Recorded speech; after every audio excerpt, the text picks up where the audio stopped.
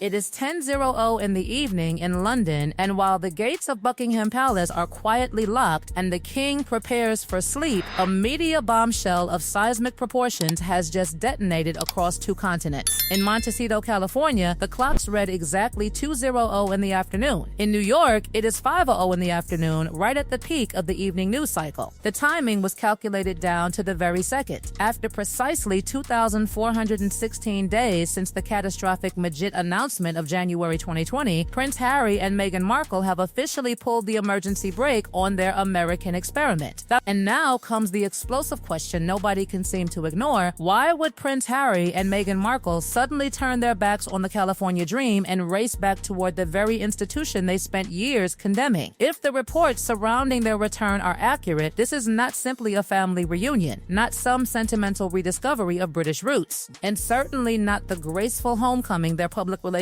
operation would like audiences to imagine. Something much bigger appears to be happening beneath the surface. The most revealing clue may be the children. Prince Archie and Princess Lilibet are reportedly being positioned inside the British private education system for the September 2026 academic year. That detail changes everything. A holiday can be temporary, a visit can be temporary, but schooling is different. School applications, residency arrangements, financial commitments, transportation, security planning, and social integration all point towards something considerably more permanent. Suddenly, the carefully polished language about an extended stay begins to sound less convincing. And why would Harry and Meghan make this move now? For 6 years, California was supposed to be the promised land. Montecito represented freedom from royal restrictions, freedom from palace schedules, freedom from British press scrutiny, and, most importantly, freedom to construct an entirely independent commercial empire. Yet the empire appears increasingly fragile. The huge California mansion carries enormous expenses. Security costs are punishing. Commercial ventures have faced setbacks. Projects have disappeared from the public radar. The lifestyle brand has struggled to achieve the cultural dominance once promised. Even the Hollywood connections that once seemed limitless appear far less dependable than they did at the beginning of the American experiment. That is where the story becomes truly uncomfortable. Because if California is no longer financially sustainable, then Britain suddenly becomes useful again. The ancestral homeland that was once portrayed as unbearable now offers something California cannot easily reproduce: institutional prestige, royal heritage, historic networks, and a direct connection to the Windsor name. And the children provide the perfect bridge. Archie and Lilibet can become the new generation of the Sussex narrative, allowing Harry and Meghan to rebuild their relevance through them without relying entirely on their own increasingly controversial public image. But then comes the most suspicious detail of all: the alleged secrecy surrounding the plan. Harry reportedly had a tightly controlled 45-minute audience with King Charles III at Highgrove House on Friday, July 10, 2026. Yet according to the narrative surrounding this alleged relocation, the king was not fully informed about the scale of what was coming. Imagine that. A son sits across from his father, the reigning monarch, while allegedly preparing to relocate his entire family back onto British soil, and the most consequential details supposedly remain concealed. That silence is louder than any palace announcement, because had Harry and Meghan approached Buckingham Palace formally, there could have been negotiations. Security arrangements could have been discussed. Public duties could have been clarified.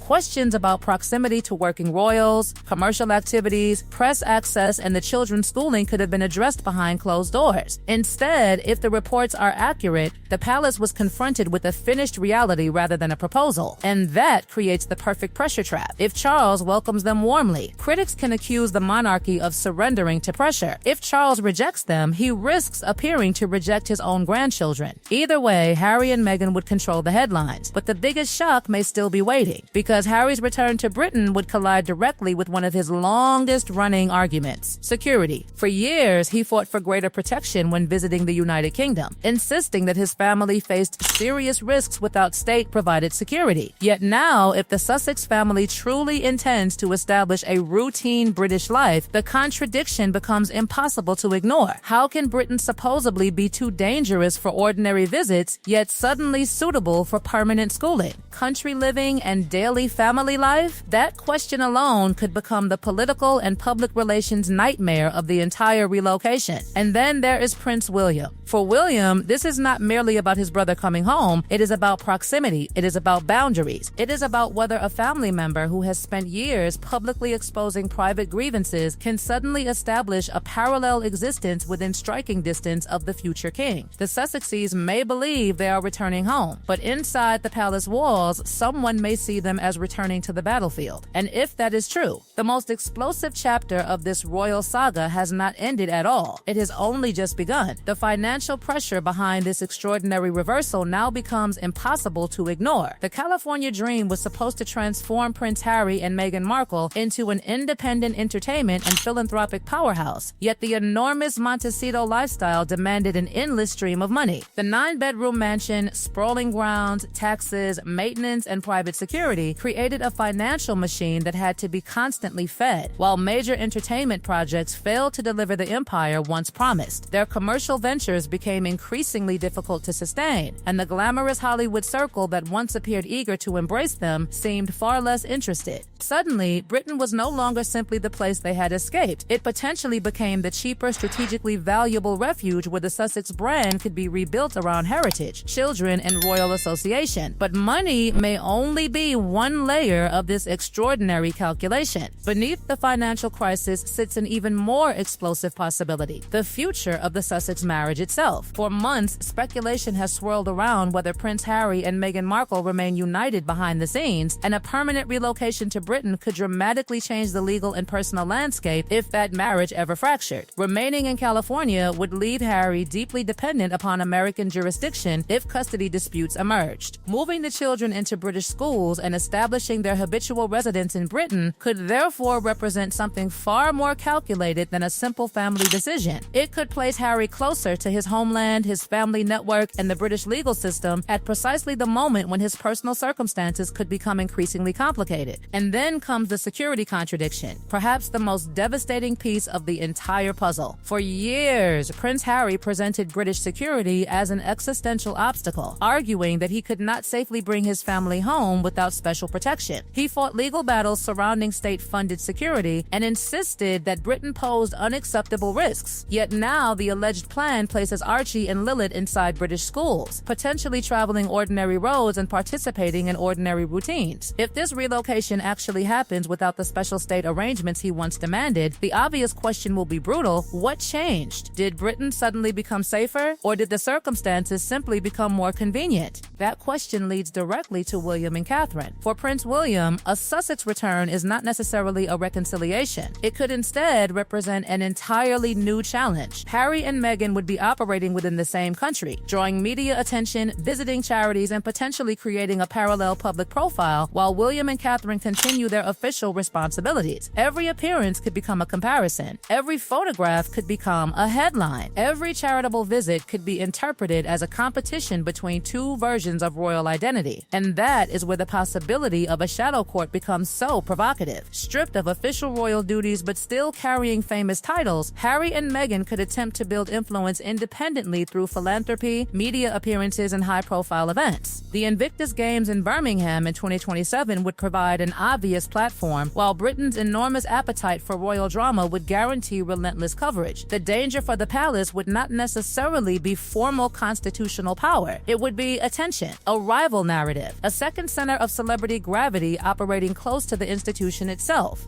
King Charles III therefore faces an agonizing dilemma. He is simultaneously a father and a sovereign. He may want access to his grandchildren and hope that proximity eventually creates reconciliation, yet every concession risks being interpreted as institutional weakness. Prince William, meanwhile, has a very different responsibility. His future depends upon stability, discipline, and protecting the monarchy from endless cycles of personal drama. And so the alleged return carries a much darker question than whether Harry and Meghan are coming home. The real question is what they intend to build once they arrive. Is this genuinely about family, education, and a new beginning? Or is Britain becoming the next stage in a desperate struggle for relevance, security, influence, and control? Because if the Sussexes are truly returning, the palace may soon discover that the hardest part was never letting them leave. It was preparing for what would happen when they came back.